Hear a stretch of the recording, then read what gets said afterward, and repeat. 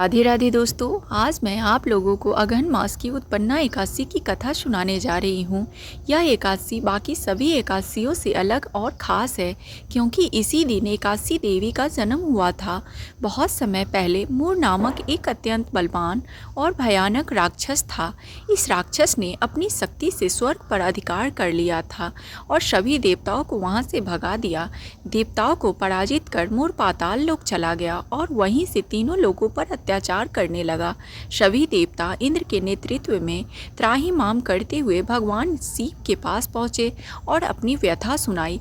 भगवान शिव ने देवताओं को भगवान विष्णु के पास जाने की सलाह दी क्योंकि केवल वे ही मूर का संहार कर सकते थे।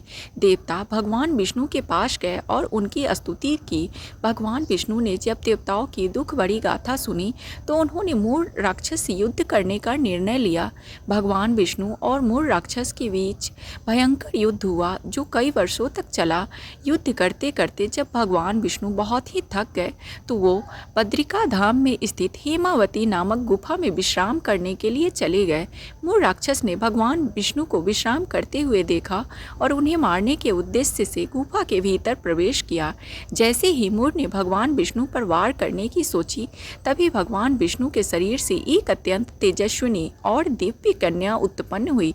उस कन्या के पास सभी अस्त्र शस्त्र थे और वह युद्ध कला में निपुण थी। उस कन्या ने मूर राक्षस को चुनौती दी और उसके साथ युद्ध करने लगी।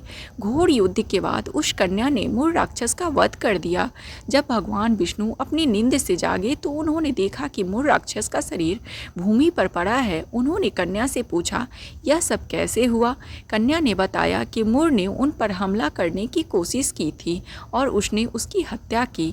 भगवान विष्णु उस कन्या की बहादुरी और पराक्रम से अत्यंत प्रसन्न हुए और बोले, हे देवी, आपका जन्म मार्गशीर्ष अगहन मास की कृष्ण पक्ष की एकादशी के दिन हुआ है, इसलिए आज से आपका नाम एकादशी होगा। जो भी मनुष्य इस दिन व्रत और पूजा करेगा उसके सभी पाप नष्ट हो जाएंगे और वह मोक्ष को प्राप्त करेगा। तुम्हें जन्म देने के कारण यह एकादशी उत्पन्ना एकादशी के नाम से विख्यात होगी और अन्य सभी एकादशियों से पहले पूजी जाएगी।